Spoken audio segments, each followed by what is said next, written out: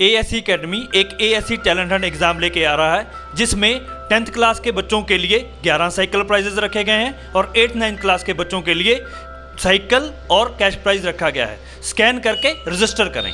कुर्सी पे बैठने वालों को जमीन की अहमियत याद रहे, सच दिखाते हैं। सच का सामना में आपका एक बार फिर स्वागत है। होने वाले विधानसभा 2024 के चुनाव की आज जिन्होंने अर्ज दाखिल किए थे उनका अर्ज मांगारी का आखिरी दिन था। आज इस चुनाव में 32 फॉर्म दाखिल किए थे, उनमें से 11 लोगों ने अर्ज वापस लिए।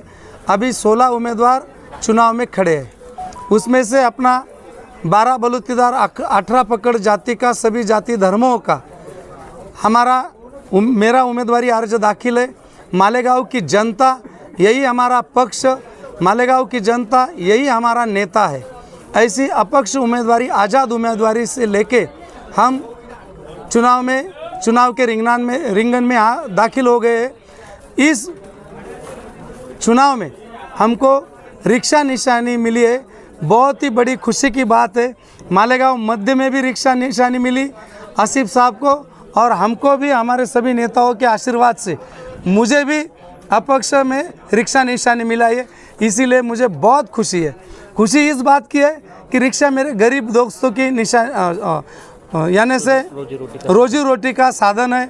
और वो निशानी में जो 2002 में जब पहला चुनाव हुआ था, 2004 में जो पहला चुनाव हुआ था, उसमें बहुत सारे लोगों की, मेरे रिक्शा वाले दोस्तों की तमन्ना थी, क्योंकि 1 साल पहले से बंडू काका ही उम्मीदवार है, ऐसा माहौल था।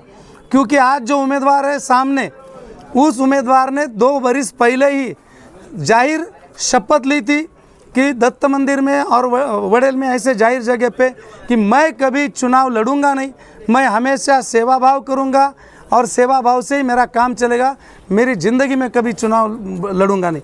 लेकिन उनके दिमाग में दंगल का माहौल देख के ऐसा उनका तमन्ना हुई कि चुनाव लड़ना चाहिए। उनकी सोच बदल गई। हमने बहुत एकता से उनको, तुम्हारी इच्छा हुई तो पाठ राखन किया, उनको सपोर्ट भी किया। लेकिन कुछ जो रिक्शा वाले थे, गरीब लोग, उनकी 2 वर्ष साल से आस थी कि बंडू काका ही आमदारकी का उम्मीदवार है। उनकी तमन्ना और आस को वह खत्म हो गई। उनको बड़ा दुख हुआ था। उसमें से राजेंद्र केदा, बच्चा सोयगांव के अनिल पाटिल, सानप चूड़ा वाले रिक्शा वाले सुरेश के चिंतामन, ये सभी रिक्शा चालक थे। कुछ रिक्शा चालकों ने रोया भी था, उनको मैंने समझा कर शांत किया था। आज वही रिक्शा चालकों का सम्मान होते हुए उनकी रिक्शा की निशानी हमें मिली। इस बात की खुशी दुगना है हमको।